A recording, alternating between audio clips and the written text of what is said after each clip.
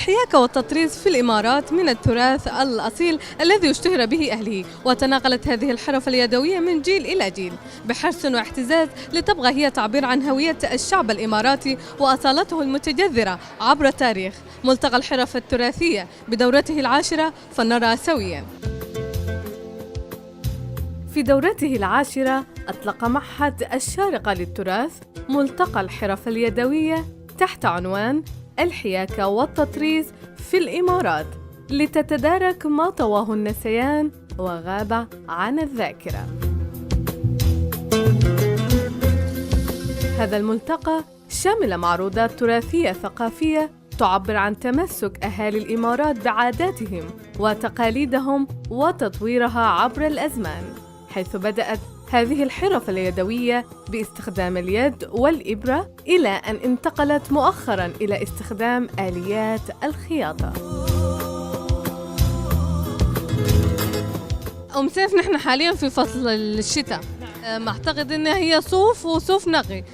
شو بتقدم لنا هاي الخدمة في الشتاء؟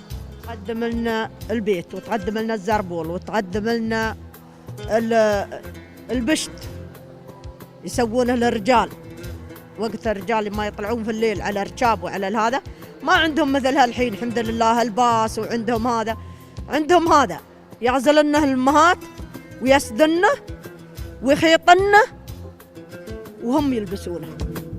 وقدم عبد العزيز المسلم رئيس معهد الشارقة للتراث عدد من المشاريع المهمة في هذا المجال لنقل صورة التراث الإماراتي بلغة رشيقة ممتعة. يأتي هذا الملتقى ليسد حاجة من حاجات التراث وهي الحرف التراثية. كل عام نغير العنوان حتى يعني نغطي الجوانب المختلفة للتراث الثقافي المرتبط بالحرف والصناعات الشعبية. وفي ظل هذا التسارع الحضاري استطاع هذا المعرض أن يضم نماذج مميزة للنساء والرجال لتأكيد أن التراث هو أفق واسع يشمل كل مناحي الحياة. احكي لنا عن زمان والتطريز. كل زمن تتطور.